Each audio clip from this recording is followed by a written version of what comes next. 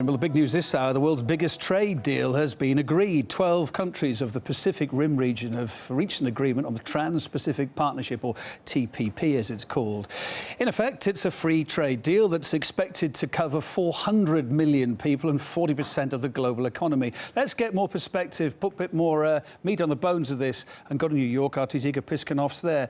Igor, hi there. It's been, as I said, pretty secretive, to say the least, the build-up to this. So now everybody wants to know, well, what actually has been agreed here? It's been central to President Obama's economic agenda, isn't it? Well, this Trans-Pacific Partnership, frankly, is pretty huge. We're looking at these 12 countries: the United States, Mexico, Canada, Chile, pretty much the countries that go along the Pacific coast of the Americas. Then you've also got the Australia, New Zealand, Japan, and others. And together they make up about 40% of the global economy, 400 million people, and so on. And it's aimed at dropping barriers, easing trade between these two countries. But the thing is, negotiations have been going on for about 5 years on this, and we don't really know a lot about them. Not very much details have been coming out of them, and so they can't really be called transparent. That's why many have been raising the question, is this partnership an actual step forward towards free trade across the world, or are its goals a bit different, perhaps to counter something with a name like China? We have to make sure America writes the rules of the global economy. Because if we don't write the rules for trade around the world, guess what? China will.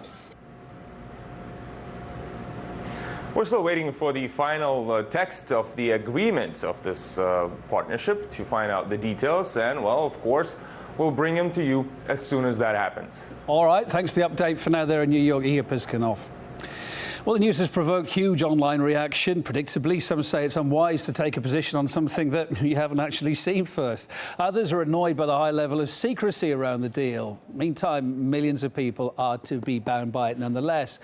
Looking for the text of the agreement, if you want to try and do so yourself online, will not bear much fruit, thus far anyway. That'll probably change soon, but this lack of information has been ridiculed by creators of this particular website that you're looking there.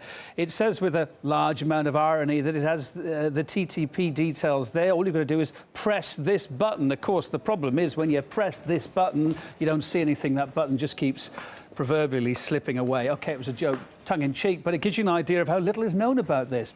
Trader and portfolio manager Felix Moreno says the agreement has been pushed through, he thinks, by big business end of the day.